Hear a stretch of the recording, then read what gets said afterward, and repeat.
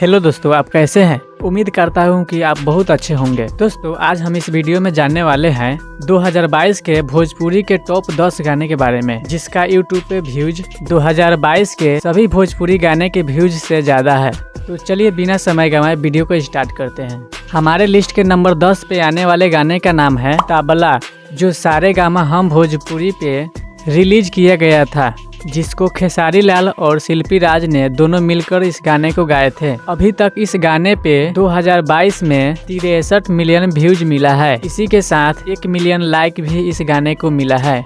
हमारे लिस्ट के नंबर 9 पे आने वाले गाने का नाम है काला काला साड़ी, जिसे शिल्पी राज ने गाई थी। इस गाने को वर्ल्ड वाइड रिकॉर्ड भोजपुरी पे रिलीज किया गया था, जिसे 2022 में 67 मिलियन व्यूज मिले हैं। इसी के साथ इस गाने पे 405 के लाइक मिला है।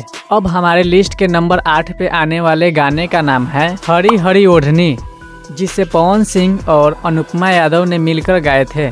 इस गाने को DRS म्यूजिक पर रिलीज किया गया था। इस गाने को 2022 में 103 मिलियन व्यूज मिला है और इस गाने के लाइक के बात करें तो 1.1 मिलियन लाइक मिला है। हमारे लिस्ट के नंबर 7 पे आने वाले गाने का नाम है दिलवा ले गईले राजा, जिसे शिल्पी राज ने गाई है। इस गाने को निरहुआ म्यूजिक वर्ल्ड पे रिलीज किया गया था, जिसे 2022 में 135 मिलियन व्यूज मिला है। इस गाने पे 709 के लाइक मिला है।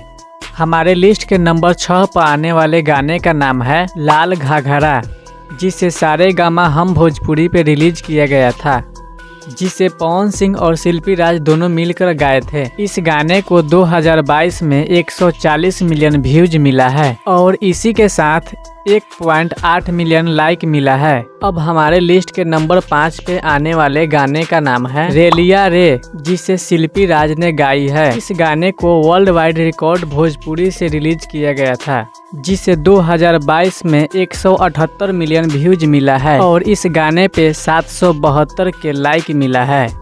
हमारे लिस्ट के नंबर 4 पे आने वाले गाने का नाम है नाच रे पतरकी 2.0, जिसे अरविंद अकेला कलू और शिल्पी राज ने मिलकर गाए हैं, जिसे सारेगामा हम भोजपुरी पे रिलीज किया गया था। इस गाने को 2022 में 200 मिलियन व्यूज मिला है। इसी के साथ इस गाने को 1.2 मिलियन लाइक मिले हैं। हमारे लिस्ट के नंबर 3 पे आने वाले गाने का नाम है राजा जी खून कई द, जिसे शिल्पी राज ने गाई है। इस गाने को वर्ल्ड वाइड रिकॉर्ड भोजपुरी पे रिलीज किया गया था। इस गाने पे 2022 में 218 मिलियन व्यूज मिले हैं और इसी के साथ 938 के लाइक मिले हैं।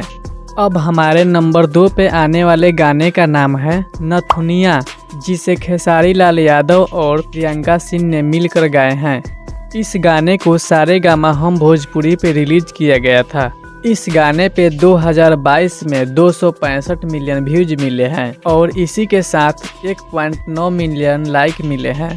हमारे लिस्ट के नंबर 1 पे आने वाले गाने का नाम है ले ले आई कोका कोला, जिसे खेसारी लाल यादव और शिल्पी राज दोनों मिलकर इस गाने को गाए थे और इस गाने को गणनायक फिल्म से रिलीज किया गया था। इस गाने को 2022 में 320 मिलियन व्यूज मिले हैं और इसी के साथ इस गाने पे 2 मिलियन लाइक मिले हैं। दोस्तों, अगर आपको यह वीडियो पसंद आया है तो इस वीडियो को एक लाइक और हमारे चैनल को सब्सक्राइब जरूर करें।